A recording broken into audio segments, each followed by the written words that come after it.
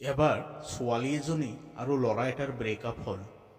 ইজনে সিজনক বহুত ভাল পাইছিল, কিন্তু ভুল বুজাবুজিৰ বাবে সিহঁতৰ সম্বন্ধৰ অন্ত পৰিছিল। কিন্তু ঘটনাক্ৰমে দুয়ো এদিন এটা ডাঙৰ কোম্পানীৰ ইণ্টাৰভিউ দিবলৈ লগালগি হ'ল। খা খবৰ সুধি ছোৱালীজনীয়ে ক'লে, শুনিছোঁ তোমাৰ নতুন জীয়েকজনী বোলে বহুত ধুনীয়া।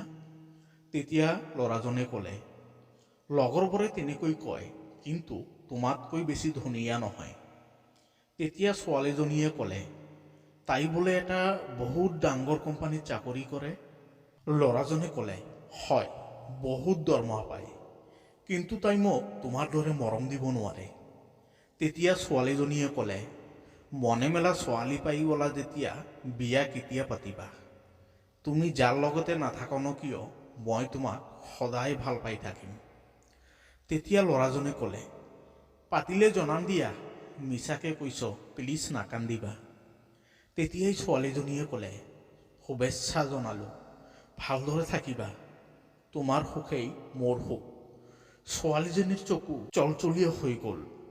যেনে তেনে চকুলো সামৰি বিদায় লৈ যাব লওঁতে ল'ৰাটোৰ হাতখন ৰুমালেৰে মেৰিয়াই থোৱা দেখি ক'লে, কি হ'ল হাতত? ল'ৰাজনে ক'লে, তোমাক এটা কথা কোৱাই নাই, আমাৰ ব্ৰেকআপ হ'ল। ছোৱালীজনীয়ে ক'লে, কিয়? আকৌ নতুন কাৰোবাক লগ পালা নেকি?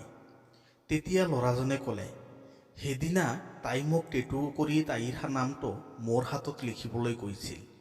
ময়ো তাইৰ কথা মতে আৰ্টিষ্টৰ ওচৰলৈ গ'লোঁ, কিন্তু কিয় নাজানো, যেতিয়া আৰ্টিষ্টজনে গাৰ্লফ্ৰেণ্ডৰ নামটো সুধিলে, তেতিয়া মই তোমাৰ নামটো কৈ দিলোঁ আৰু তোমাৰ নামটো মোৰ হাতত লিখি দিলে। তোমাৰ নাম মোৰ হাতত দেখা পাই তাই মোক এৰি গুচি গ'ল। ছোৱালীজনীৰ চকু পানী ওলাই আহিল।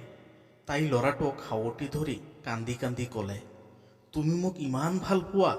ল'ৰাজনে ক'লে, বহুত বহুত ভাল পাওঁ।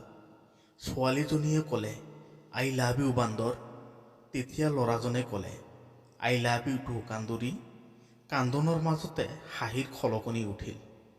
প্ৰেম এক স্বৰ্গীয় অনুভূতি। প্ৰেম সঁচা হ'লে দুটা শৰীৰত এটা আত্মা থকা যেন হয়। ভুল বুজাবুজি হোৱাটো স্বাভাৱিক। এইবোৰ বাধা আঁতৰাই আগুৱাই যোৱাটো সঁচা প্ৰেমৰ লক্ষণ।